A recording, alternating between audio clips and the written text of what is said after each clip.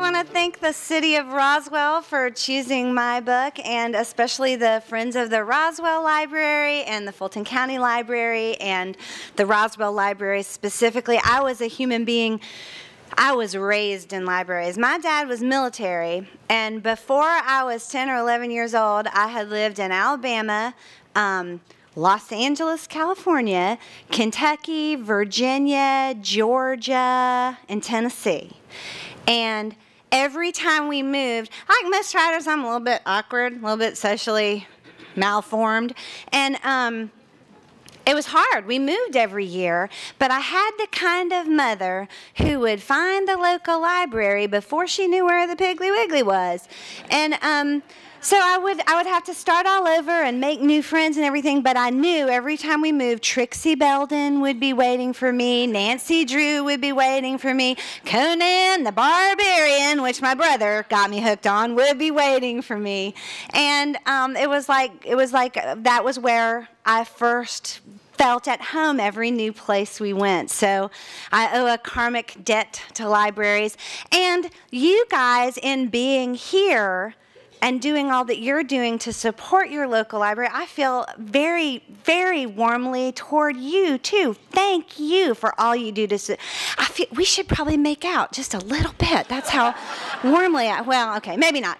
So I thought today I would talk about where the book came from. If you do a Q&A, that is one of the most common questions people will ask me is, how did you get the idea? Where do novels come from? And the easy answer is, of course, sometimes when a mentally ill person and a ream of paper love each other very, very much, you will get a novel. But every novel has a more specific genesis, and so I thought I would tell you where this book came from in particular. For me, books always begin with character, and for me, this book began with William Ashe. William is a character that I had been wanting to write about for about 10 years, but I never could write about William. William is a very difficult character to write because he's so sad. He's so sad. Here is this pragmatist with a very small social support system, no spiritual support system, a person who lives very much in the now, not a past looker or a forward thinker, a very present person, no support systems, who loses. I knew I wanted to begin writing William at ground zero, a year to the date when he had lost everything that mattered to him. And honestly, it was like trying to write a novel where your main character was a gray rock. And I don't even want to read that book, much less spend 2 years of my life. Right? And then he was so sad that I would try to write him, and it would be like, William woke up, the sun was shining, the little birds were singing, he walked into the sea, the end. That is not the word count my editor wants, but that is not a very good book. So I would try to write him, and I would try to write him because I had such a strong idea of him in my head, and I thought, what if I took this person, this rationalist, this pragmatist, what if I banged his face into some miracles? What would happen? What would happen? What would break? Would William break, or would the idea of the miraculous break? And I didn't know. I wanted to write about William so that I could see. I'm a person who believes in miracles. I am a person of faith. Maybe not. I guess what I mean by that, and when we're looking for a definition of the modern miracle, what does a miracle look like now? That's kind of what I wanted to write about, because to me, it's the finger of God barely touching the world in a way that might not be readily apparent, that continues to reverberate and grow. So I wanted to take William, I wanted to bang his face into some miracles and see what happened. I couldn't do it. And that's not unusual for me. My novels are character-driven. Super literary novels, theme sits in the driver's seat. Super commercial novels, plot sits in the driver's seat. My novels are always driven by character, and I let theme and plot make out in the back seat, because I like books to be about something, and I also like there to be some kissing and some shooting, usually within a couple of pages of each other. Let's keep this thing moving along. So I couldn't write, and for me, I've never written a book yet that I haven't had a character that was at least 5 years old in my head, that I hadn't thought about and tried to find a way into for 5 years. The longest one, 19 years. I invented, when I was 19 years old, I invented a character named Bernice Frett, who showed up in a book called Between Georgia, which, do y'all know Between? Yeah, that's a great little town. I've never been there. I went to school at the University of Georgia where I majored in beer, and I had a minor in going to Atlanta to hear bands. So after a year, they declined to invite me back because they didn't actually have a program for that. But it was before they built the big new highway, so I would go back and forth between Athens and Atlanta all the time, and I would always pass this sign that said, "Exit here to see Between Georgia, population 97. And I would think, now that is a town with some low self-esteem, because it's a town that had named itself for being between two places that it saw as bigger and more important than itself. Like some towns, like you go to Sorrowful, Nebraska, that's a town that is telling you something about itself. Between is that's a low self, and then come to find out, it's not named Between for being between Athens and Atlanta. It's named Between because it's between like Loganville and, you know, whatever, this little Pratt or something. So, I got real interested in it. And one of the things I would do on that drive would be to start mapping the town and inventing the characters just for fun. It was like my brain toy on my boring drive would be imagining, and I gave it a little town square like Monroeville has, or we have them here in Decatur, and y'all have a little town square too. So like that, I wanted it to be like that. And that's why I never went. I figured they would have done it wrong. You know, I'd been thinking about what the town should look like so long. So one day when I was driving that highway, I see this sign that says, "Exit here to see Between Georgia," and somebody had gone out there with black electrical tape, and they had changed the number, population 97. They had X'd out the 7 and put a 6. And that's, I was trying to, my new card game was trying to invent, like, who would do that and why would they do it? And I finally came up with Bernice Frett, who's a minor character in the book. She's like this, she started for me with a bosom, like this enormous bosom, like the prow of a ship, rigorously controlled by whalebone and steel and lacings. And I could see her and there was another woman and I gave her a little tourist attraction that ran the town's economy, so Bernice had Between in the palm of her hand. And finally, one day when she is a woman, as we say in the South, of a certain age, her greatest rival dies. And she goes to the funeral in the black hat with the little net, you know that hat, and like in a black dress, very proper, but she puts on like monkey butt red lipstick, like it's her celebration lipstick, and she stands there at the funeral trying to look downcast, and it's not enough, the lipstick's not enough, and in the middle of the night she creeps out and she changes that sign.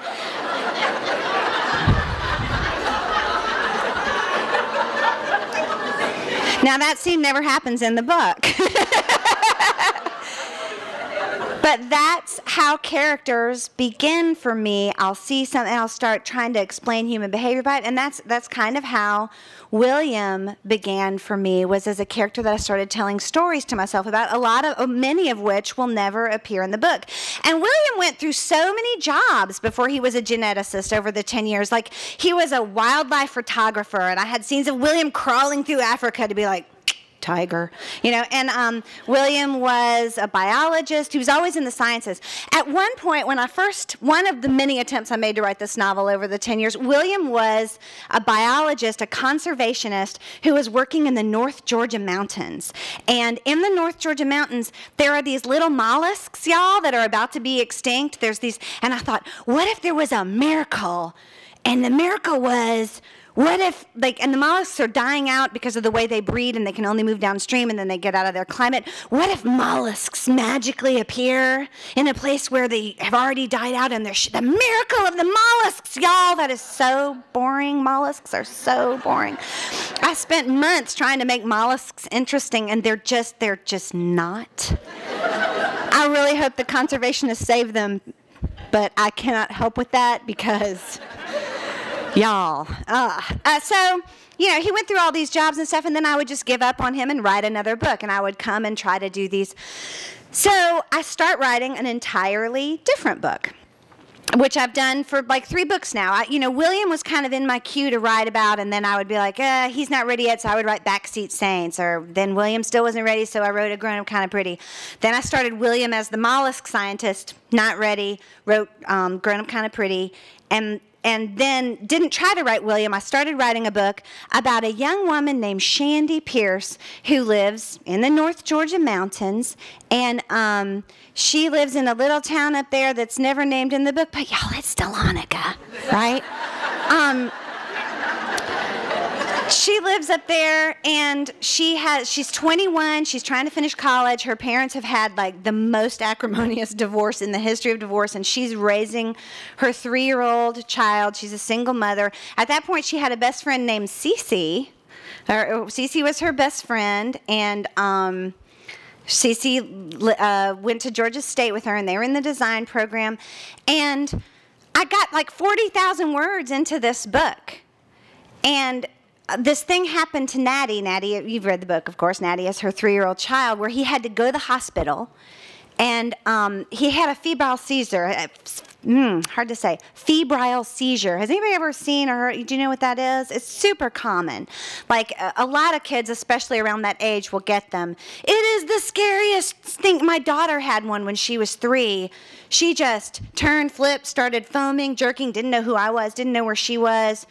It's absolutely nothing. It's like a brain reboot, but it looks like it's a terrifying thing. And then they can't talk for like 15 minutes after. They're all vacant. I mean, we were in the ambulance, and it was a terrifying thing.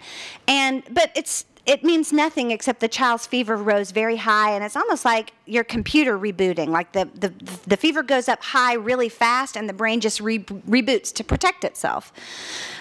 So this scary thing happens to her child, and she rushes him to the emergency room, and there's this kind of nurse who's trying to get the information out of her that she needs to progress, and she's like, look, I think this is a febrile seizure, but I just need to rule some things out. Is there any history of epilepsy in your family, any history of type 1 diabetes? And Shandy's like, no. And the nurse is like, what about on the father's side? And Shandy looks right at the nurse and says, Natty doesn't have a father. Y'all, I'm a married lady. I approached that with a certain amount of skepticism. And I thought, surely Shandy means that she doesn't know who the father is. I'm thinking, oh, maybe Shandy's a little trampier than I was first thinking. Maybe she's just not sure who the father is. So I have the nurse ask her. The nurse says, you mean you don't know who the father is? Subtext, trollop. And it's a judgy kind of a nurse. And Shandy confirms. She's like, no, Natty doesn't have a father. And I think, oh, you've just claimed a miracle. You are trying to steal William's book, you chuffy little object. How dare you? How dare you? I tell you something.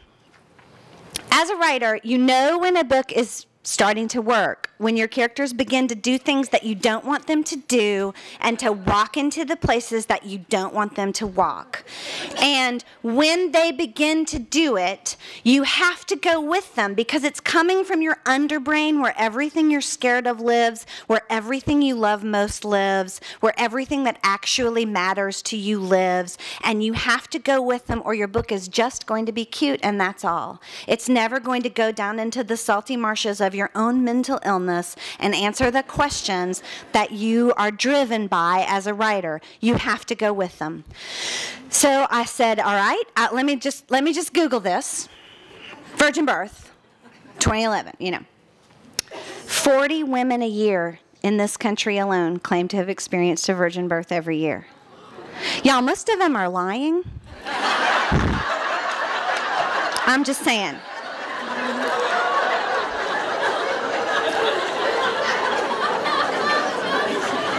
But some of them, I think, actually believe it. And then I got into the history of the virgin birth. There was one woman, a married lady, in 1820-something in Spain, whose husband went away on a seafaring journey for 3 years only to come home to be presented with his son. And her defense in the court that would have put her to death had she been convicted, her defense was, I really love my husband so much, and I really super missed him. And one night I just lay in the bed looking at his picture and thrashing with agony that he wasn't home, and I rose up pregnant the next day. She walked, y'all, she walked. I guess if you want to believe something badly enough, you will believe it. Shandy wants to believe that Natty doesn't have a father. So here's this girl claiming a miracle. Now, if you look at William and Shandy, Shandy is a young, thrusty, she's shooty and spiky and she goes and she's busy and she thinks stuff and she has a wide circle of friends and she's in college. And William is not, these are not two people that are going to be invited to the same dinner party, y'all. Like the idea of these two people together, if Shandy's going to bring the miracles that are going to bang William in the face, then they have to meet. They have to meet, and they have to meet immediately. The book has to begin with them because William is a gray rock, and I cannot write about the gray rock. I need William and Shandy to meet right at the very start of the book because Shandy, little spiky, fierce, energetic Shandy, she's a rock hammer. And I think if I can bang her into William hard enough, she's going to smash him open, and he's going to be a geode. He's going to be diamonds up in there. And I thought that I can write about. So I'm thinking about how to get these two people to meet, and here's the truth. All of us, the low and the high, the mighty and the weak, the poor and the rich, the old and the young, we all have to go to Circle K and get gas. Because we're Americans, and that's what we do. We drive everywhere. So I thought, well, I'm just going to send them to the same Circle K. So I did. They didn't talk to each other. They would not talk to each other. Why would they talk to each other? Shandy kind of checked them out, and then they left. And I thought, all right, so I sent a gunman in after him to slow him down. And that worked. That slowed him down. And so that's kind of how the book came to begin, was with this idea of, let's put them in a situation where they have to talk to each other. And let's smash William in the face with some miracles. This is my miracle book, y'all. If you haven't read the book yet, you absolutely can go to hell for that. It's in Leviticus. That's not true. If you haven't read the book yet, which you should have because it's the Roswell Reads One Read, and where are we? We're in Roswell. So, but it is absolutely a book about miracles. The storyline, I flat stole the storyline. The storyline is there's a virgin birth, there's a holy sacrifice, there's a resurrection. Maybe you've read that one. And that's how I structured the book. It's an Easter book. It is an Easter book. This is a Easter book. But now in my book, in my version of it, all those are not true. They are scientifically explained. You find out, how the virgin birth, which is medically possible. I researched it. I asked scientists and married people about that. And it can happen the way, and it's not a common thing, but it's biologically and physically possible. And everything that happens in the book, the resurrections, how those are, there's a scientific explanation for everything. But I wanted to hide in the book what I think a real miracle is, right? I wanted there to be a couple of miracles, which is just the finger of God touching the world in a way that reverberates out and changes everything. So I hid 2 real miracles in the book. Now, normally when I talk about this book, I tell people, so y'all go forth, read, and find them. But most of you have already read the book, so if you like, I'll just tell you what they are. Do you want to know what they are? Yeah. I'm sure you have some ideas, right? Think about it for a second. I also normally don't talk about spoilers in the book, but I don't think this is too spoilery if you haven't read it. One of the miracles in the book is Bridget in the park. Bridget at that little park in Morningside, this 16-year-old girl. Bridget she's such an idealist. And she goes into the crappiest park in Morningside that is just this bedraggled square, armed with a birdhouse she got at a garage sale and a flat of tulips and maybe some black-eyed Susans. And she rips out this dead, ugly flower bed, hangs a birdhouse, puts some flowers down, and without this, do you know what happens when a 16-year-old girl goes and does that in a park? The flowers die and the birdhouse rots and falls apart. But instead, it's this, because of Bridget's faith, because of her belief, that feeling reverberates out. And somebody notices the flowers and it's stone soup. Somebody brings another birdhouse. Somebody brings a little picket fence railing. Somebody builds a park bench. And the community comes together, drawn by this girl's faith in basic human decency. And that's a miracle, y'all. When that happens, that is a miracle. When a community draws together to reclaim and redeem something that is lost. That's what a miracle looks like to me. And Bridget's fixing of that park, that's what, like all miracles, there are reverberations that change the whole community. It starts William's love for her. It's that faith, that goodness, that belief that he's drawn to.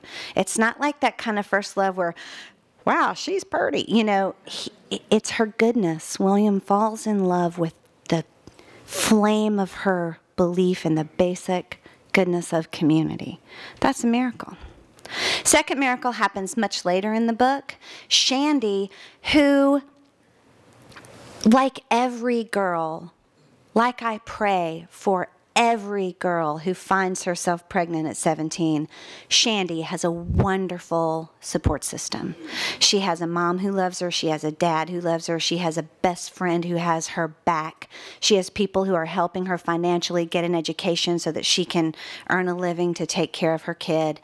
Shandy has a wonderful support system, but she's also a little bit set back by it. I think that because of the way Natty came to be, she's a little overprotected. Shandy is in a bubble. If something bad happens, Mimi, Daddy, or Walcott stands between it and Shandy with a sword out. Shandy's very dependent on them. She is, at 21, she hasn't quite grown into herself.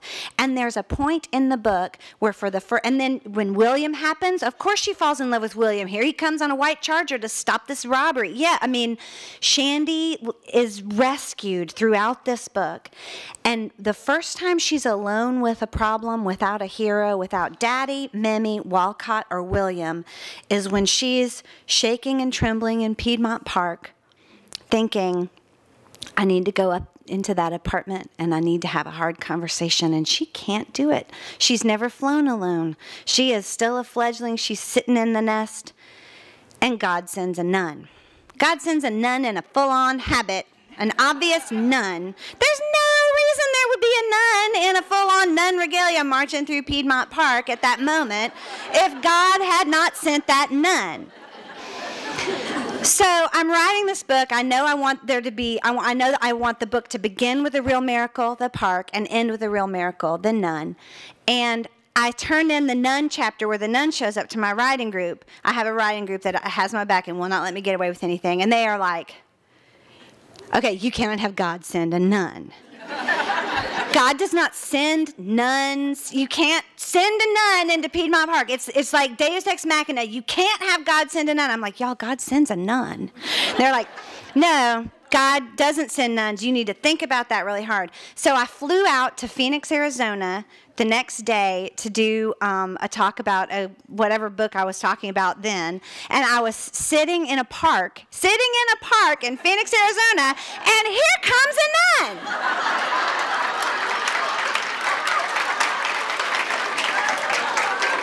Y'all, it was a full-on nun in the white habit, and I grabbed my phone, and I was like, look at that beautiful tree.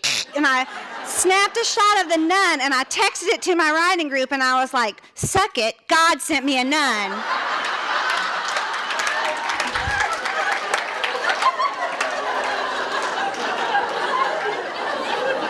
And my writing group was like, wow, God sends nuns. Okay, you can do that. So that is the second miracle in the book. It is God sending the nun. I love that nun. I did a lot of interviews to write this book because what I know about genetics, like William's job was a big one. Thank God I live so close to Emory where there are all these geneticists who were sweet enough to explain most of the, I hope I got everything right. If I didn't, it was me. They probably know what they're doing, but I don't. I interviewed nuns. I interviewed chemists. I was like, I sat down with a chemist and said, how could a boy use chemistry to make a girl love him? And she was like, well, he could do anything because the world is chemistry, which is an idea that I gave to William later. But I sat down with a chemist and we mapped out an assault on a girl's senses via chemistry. Like, how could you storm her high tower and get that princess using, like, hard science? That was fun. So it was a research-intensive book, and I'm very grateful to everybody who helped me. Now I'm going to stop talking about what I want to talk about, and we're going to talk about what you want to talk about. But I have a couple of caveats to say before we go to the Q&A part. The first one is there is a space-time continuum distortion happening in this room.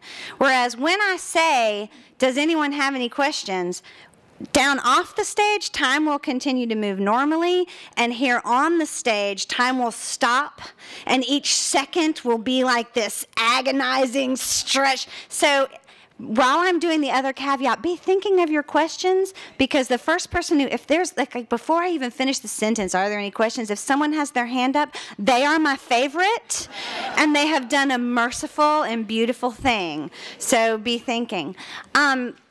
The second thing is, I kind of think of this as a book club meeting, so I haven't been as protectory as I would be about spoilers, because I really hate spoilers. I hate to be told anything.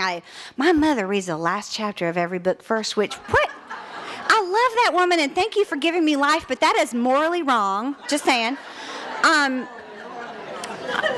And she's a lovely human being. Like, my mother is so salty, salt of the earth. You could put the woman on popcorn, but that is a sin, what she's doing with the last chapter of the books. And so I think most people here have read it, but let's just be a little bit careful on the level of plot. On the level of theme or character, you can ask anything you want, but be careful with the plot a little bit. Save that for people, because to me, plot is the candy of the book. I love plot. It's what I do last. Like, I know what I'm writing about thematically, and I know my characters. And plot for me is the fun part. So let's leave the surprises for people who haven't read them yet to be surprised and enjoy that. But anything else is open game. So there I'm done with that. I'm about to say it. It's coming. Are you ready? So, does anybody have any questions? You're my favorite! You are absolutely delightful. Have you ever thought of writing a book about what you do? You're so entertaining. Oh, Lord. You know, okay, she asked if I ever thought about writing a book about what I do. It would be a really boring book. I have 2 dogs. I super love my husband. I have 2 great kids. I bake chicken. Like, that's not a good book. I don't want to write about what I do, because that would imply that a tsunami had just come. Like, you have to, in order to be a person who I'm interested in writing about, you need your whole life exploded. There's this old Chinese curse that's translated as, may you live in interesting times. Yeah, I hope to God, please, Lord, never let me have anything to write about from my life. I just want to, keep my bird feeders full and die in my bed surrounded by my grandchildren, and that's not a very good book. Yes.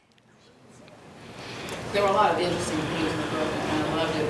One that I didn't quite finished, and I just finished reading this morning, so I don't know if I've worked it through in my own mind, but your concepts of good and evil. Can you expound on that? Oh, I'm interested. She's asking about my concept, or it's not even mine, I would say, because I think my books have different concepts of good and evil. What I do thematically with books is I'm always trying to answer questions the kind of questions that drive my life.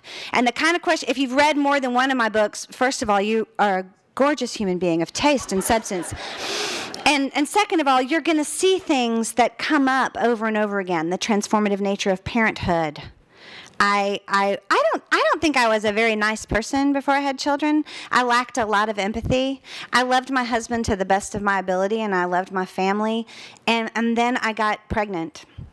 And we fetched up pregnant, which like if you go to do it, that's getting pregnant. If you're real surprised, you fetched up pregnant.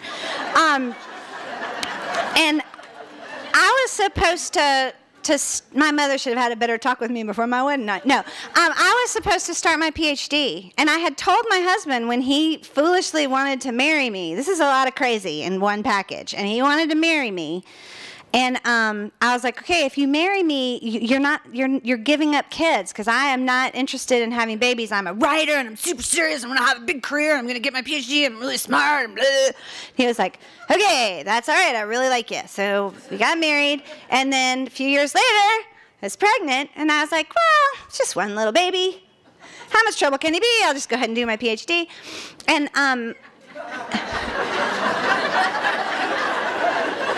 I'm lying in the bed with my husband, and it's like 3 in the morning because I don't sleep. That's how people are like, how can you be a mom and get books done? Y'all, if you have a 20-hour day, you're real tired all the time, but you have a 20-hour day. So you can get a lot done. So I'm not sleeping. I'm lying there, and I feel something move. And it's not me, and it's not gas.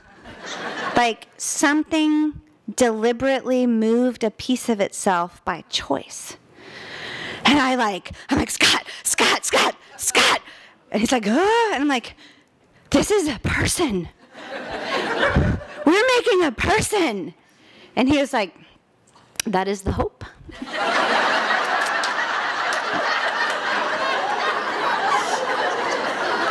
And I said, no, you don't understand. I didn't know. He just did something all on his own. He just did a thing that he wanted to do that I didn't do. He did it. He's a whole person. And I can't do my PhD. I need to stay home and see what the person does. And that was quitting my job, because I had a job. My PhD was all my coursework was paid for, and I was paid to teach. I had a fellowship. And he was like, that's a financially interesting idea you've just had. But if that's what you need to do, you can stay home and see what the person does. And the person changed me. And I hadn't known I was broken. And he changed the way I loved my husband. He changed the way I approached my faith. And then I started being more observant in the world, and he changed my writing. I would turn in writing to my classes. I was always in creative writing workshops because it's a dual literature creative writing degree. It was an MA, so it wasn't like an MFA if you know the difference. But it was a literature degree. But I always took a creative writing workshop, and they'd be like, "Oh, this is technically brilliant and really funny, but it's cold. It's a really cold book." I think I was probably a cold person, and I started looking around, and other people were being warm and having empathy without surprise babies. They were choosing it. People who had never had any babies at all were wandering around loving other human beings. And it was incredibly powerful, and it was a force in the world I hadn't realized existed until this baby just took my towers by storm. And then I got really interested in the kind of people who chose it. To me, it happened to me, and it was, what? No, this is really hard, because there's my heart walking into traffic. Come back, heart. And other people were just, so I'm very interested in the way people who choose that kind of love without it being, happening to them first. And so I always write about that. I'm really interested in redemption. I'm interested in, you see people walk into the black, and some of them keep walking till they walk right off the edge of the world and they are gone. And some of them get right to the edge and teeter, and there's some tiny light some tiny light that calls them home. What calls us home? What saves us? And what about the people who aren't saved? Could they have been, or is it a choice? These are the things that interest me. So, of course, within that, the nature of good and evil, what evil looks like. Are people good? Are people bad? I explore different systems of that in different novels. So it's not really what I think of good and evil. In this book, I think Shandy and William and Mimi and the Momses, there are all these opposing systems of good and evil. Paula, one of my favorite characters in the book, has a very definitive system of good and evil. So I put people with different ideas of what good and evil look like in the book together and banged them just to kind of let that reverberate and kind of get more clear on what I thought. I'm so interested in Paula's system of good and evil that she's narrating the book I wrote now. Paula's very interesting to me. Yeah. Anybody else? Yes. Well, I want to know if you chose the book. I did. There are so many love stories. So someone else's love story. There are so many love stories incorporated into the book. And I've heard many, many times that the author does not always have a choice of time. Yes, she's asking about where the title came from and did I choose it, and what it means kind of to me in the context of the book. Is that right? Am I saying it right? Okay. Very often we don't have input into our titles. My first book was called Gods in Alabama. And when I was writing it, it was called Gone to Bones. It's the story of a young woman, Arlene Fleet. She makes a deal with God when she goes off to college in Chicago. It's a good deal for God. It's 3 for 1. Arlene will never tell another lie. She'll stop sleeping with every boy she meets. She will never set foot back in the state of Alabama. And all God has to do is keep the body of the man she killed hidden.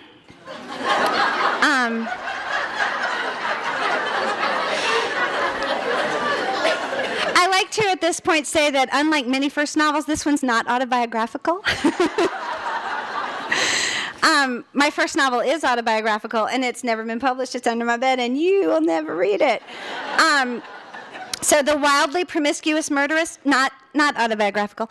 When you start a book like that, the way it has to begin, Arlene begins it by saying, I'll see if I can remember the first line. She says, there are gods in Alabama, pickup trucks, high school football quarterbacks, big tits, and also Jesus. And I left one there myself in Posset, Alabama. I kicked it under the kudzu and I left it to the roaches.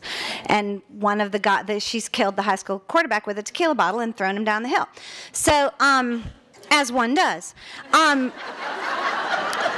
So when the book begins, God has broken that deal. The book begins 10 years later in Chicago when God breaks the deal, and she has to go home.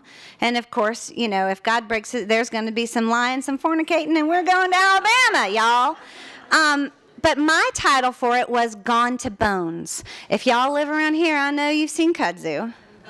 And I know you've seen kudzu in the winter. In the winter, kudzu goes to bones, and it takes on the shape. If a kudzu has eaten a Buick, there's this huge bushy thing, and in the winter, there's a Buick, right? Well, she's kicked his body into the kudzu. He's going to bones. In the winter, what is there going to be? There's going to be a quarterback.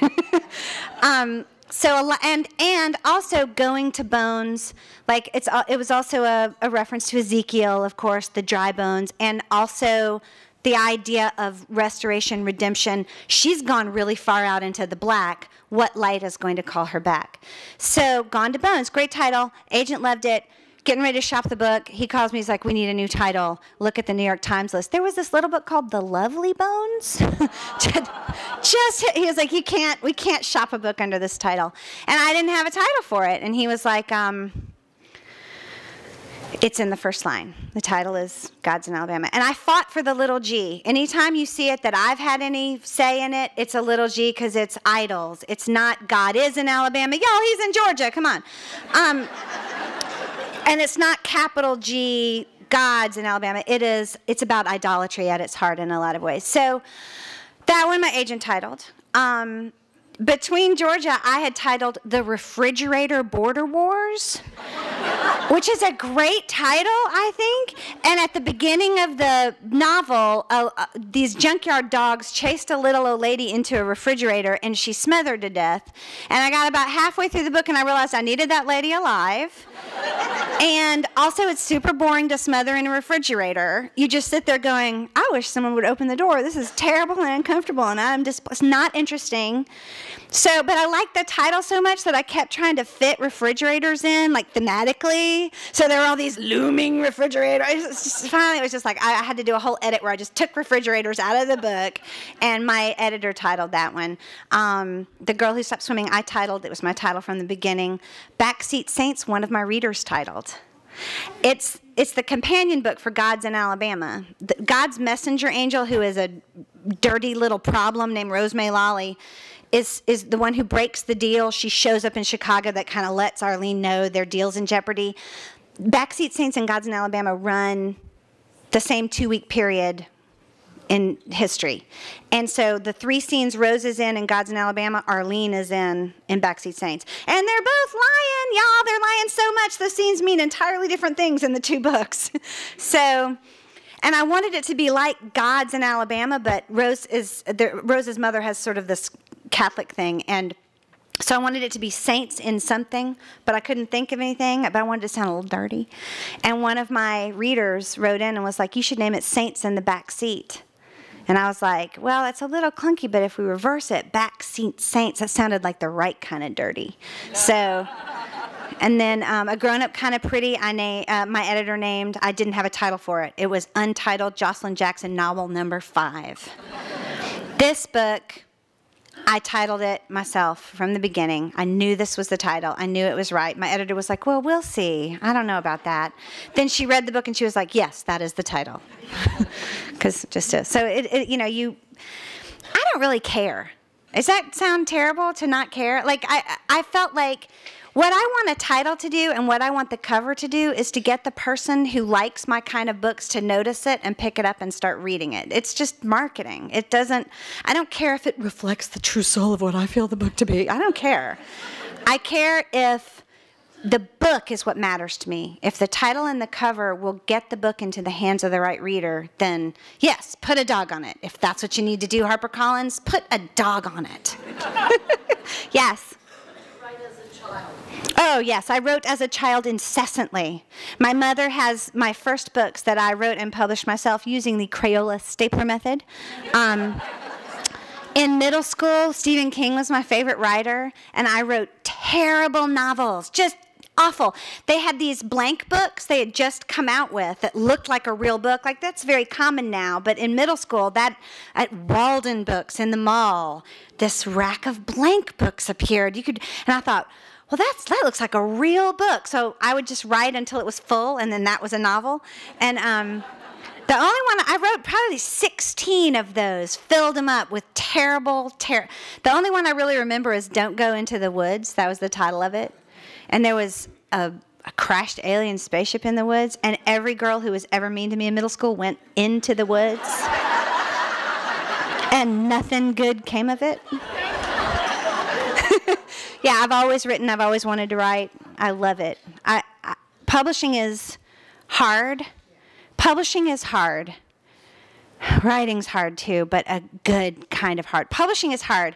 Like, it's a celebration every time a book comes out. I'm really excited about it, but at the same time, I feel like I've signed up to stand naked in Times Square and let the internet tell me what they think of me.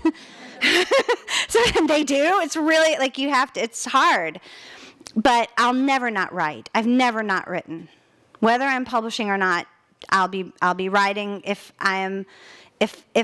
oxygen is going in and carbon dioxide is coming out and any 2 synapses are firing, I will be writing. Yes?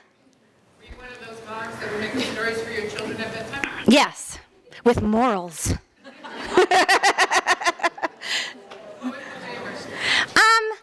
Well, there was a character, Mr. Bungaloo, and there was a character named Mr. Bungaloo, and he had a naughty dog named Horace. And Mr. Bungaloo was very Victorian and upright, and Horace was like a walking id, and they would have adventures and stuff like that. And I told stories that, my kids themselves were the heroes of. My son, our in our household, there's a mystical quality to farms because my son, when he was like 2 or 3, I had a horse, so we were always down at the barn. And in this system, my son invented cows were good and pigs were bad. And he had an imaginary friend named Ontog, who was a cow, who lived in the shed in our backyard. And he was kind of scared of pigs. Pigs were really bad. And like, I remember just the other day, I had forgotten about all the Ontog stories I used to tell them, but I heard my son was going around the house singing. He wasn't even aware he was doing it. He was singing, "Mooey the Christmas cow, love da da," and I was like, "You remember the Mooey the Christmas cow song?" And all these memories came flooding back when my children were very little. My daughter was like 4 and my son was 9. We were driving to a nativity play, and there was this cow. There was a field full of cows, and one of the cows was away from all the other cows and not having a good time. Scott and I were like, what is up with that cow? And my son, anytime he saw cows, he would be like, cows, cows, and Maisie would be like, cows, cows, and we're like, something's not right with that cow. And on the way back, the cow had died and had slid down the hill and was super dead. And my daughter was like, why he lie down, Mommy? And I was like, oh, that's Mooey the Christmas cow. Mooey the Christmas cow, sledding down the hill he goes. So, it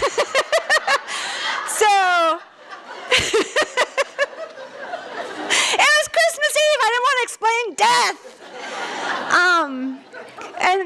And so Mooey became like Ontog the cow's sidekick. I had forgotten about that, but apparently that lodged deep in my son's brain, and he was singing, sliding down the hill he goes. Woo! Anybody else? We have probably 10 more minutes. Is that right? I don't want to. Yes? Is that right? Yes. A little more about William.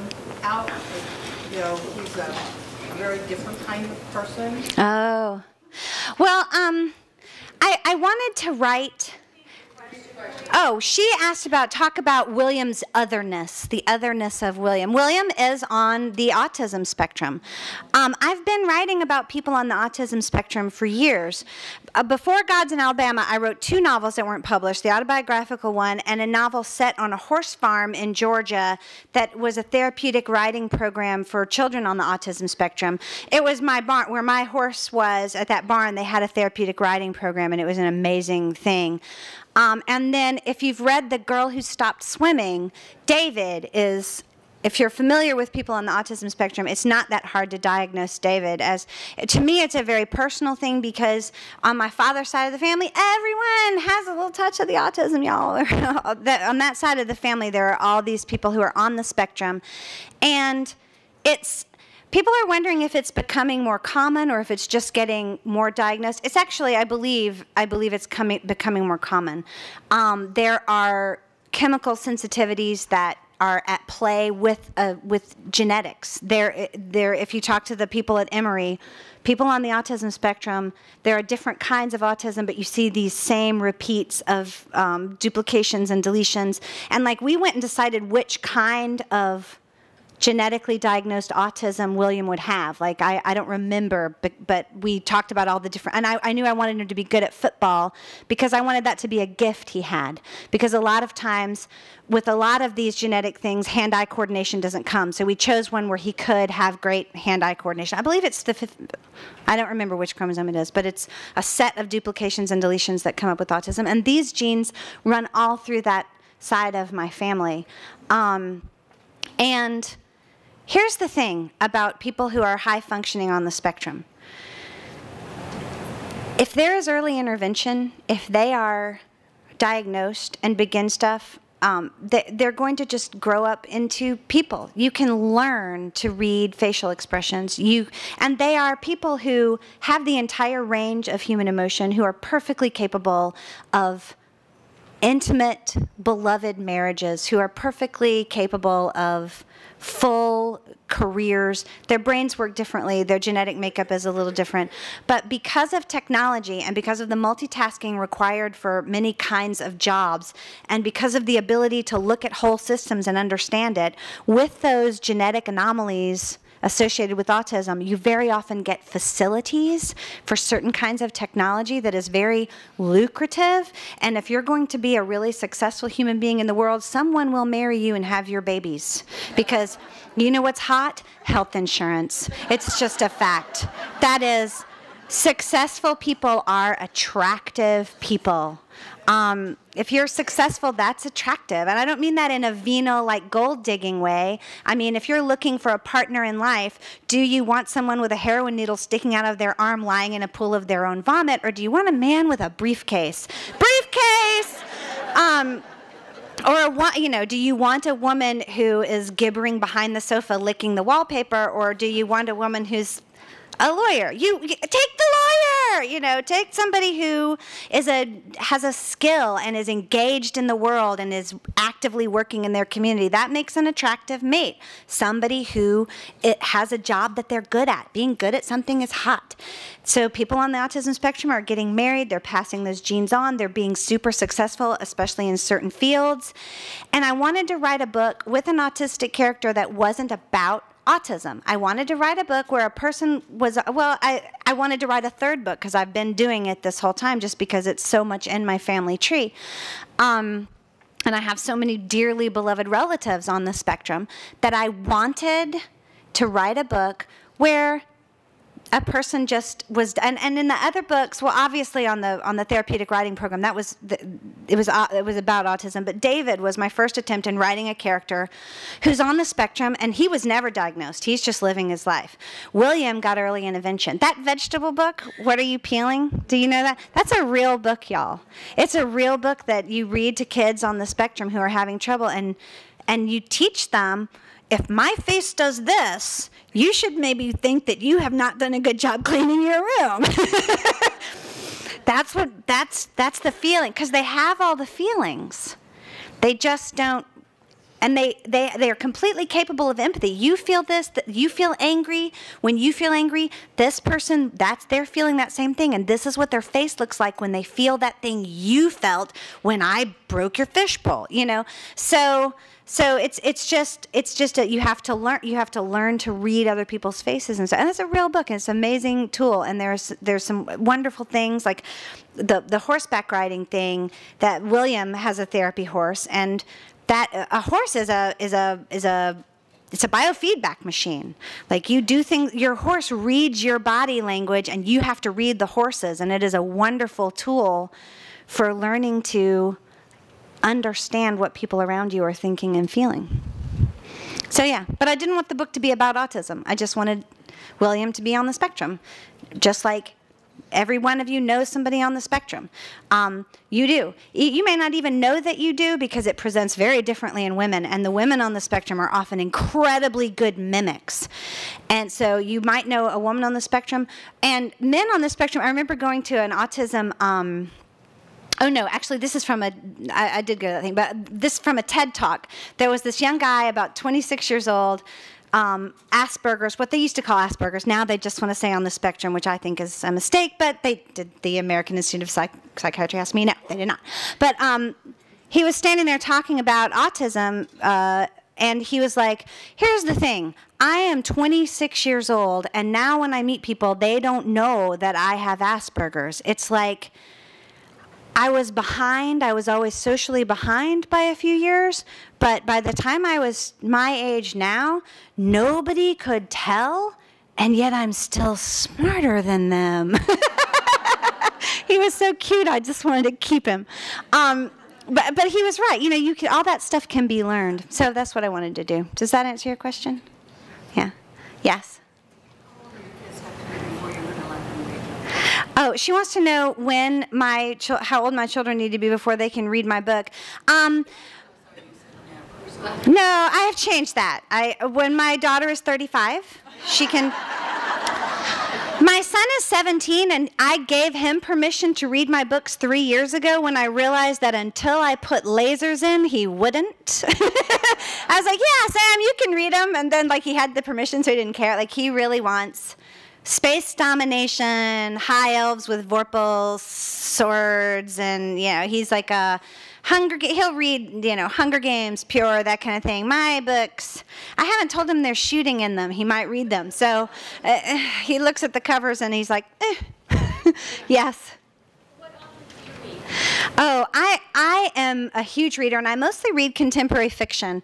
Some of my favorite writers: Lydia Netzer, Haven Kimmel, Michelle Richmond. Oh, you had one of mine, Tommy Franklin. So good. I've been reading Tommy since he wrote Hell at the Breach, and he is an astonishing writer of grace and talent. I like Wiley Cash. I like Southern fiction.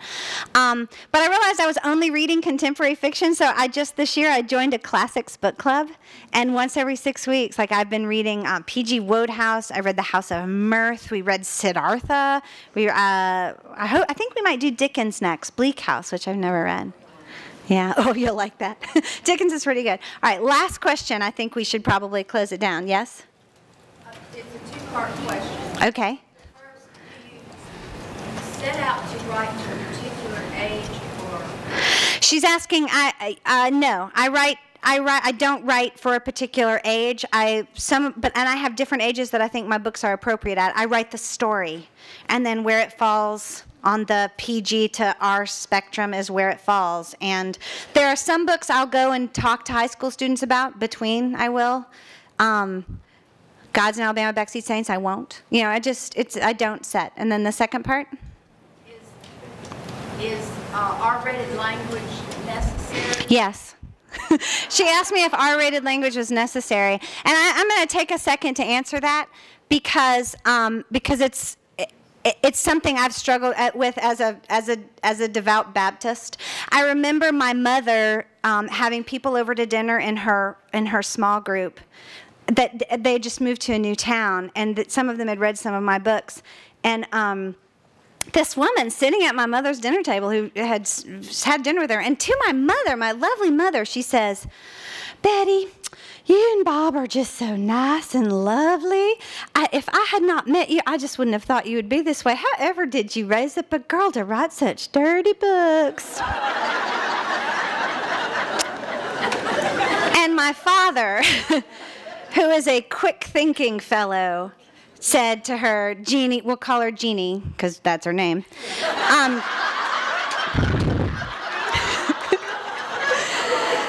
My father turned to her and said, "Well, now, Jeannie, what do you mean?" And Jeannie said, "Oh, just, some of the language." And my father went, "Jeannie, shh. My wife was raised differently than you. She doesn't know what those words mean."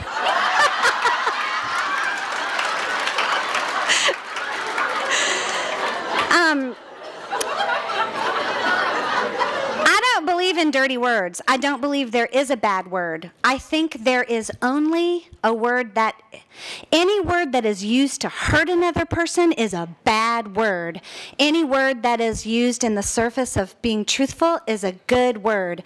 There are also vocabularies that are not. My son was like, he's a very earnest person. He was like, "Mom, when can I cuss?" And we worked out a scale. I was like, "Well, Sam, when you're 13, you may say crap."